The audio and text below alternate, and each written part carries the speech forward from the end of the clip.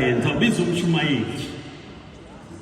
Ilishwa likaJudas nali lelo kokuba uluzi opportunity ebeyinikwe nguYesu emveni kweminyaka emithathu akafika kwi-finishing line.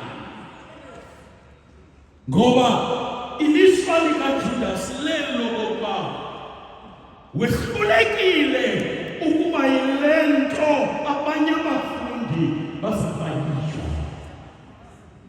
Ngoba emveni koku abanye abafundi bazawuthulela umoya oyingcwele kuthiwa hambisana ivangeli. Unfortunately uJudas waluza ngomzuzu wokugqibela. Ilishwa lelo kokuba isiqalo sakhe sibe sihle uJudas kodwa isiphelo saba sibi. Yenzeka loo nto ngomuntu okokuba ube ne-glorious beginning but ube ne-bad ending. Bafika kuloo ndawo uJudas.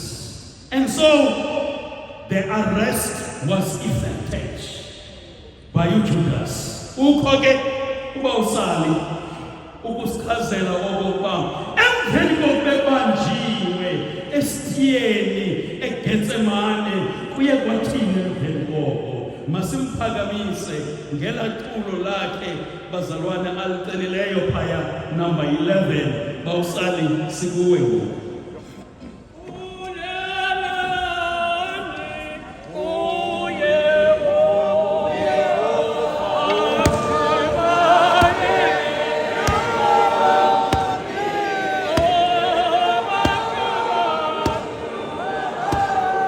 Bye.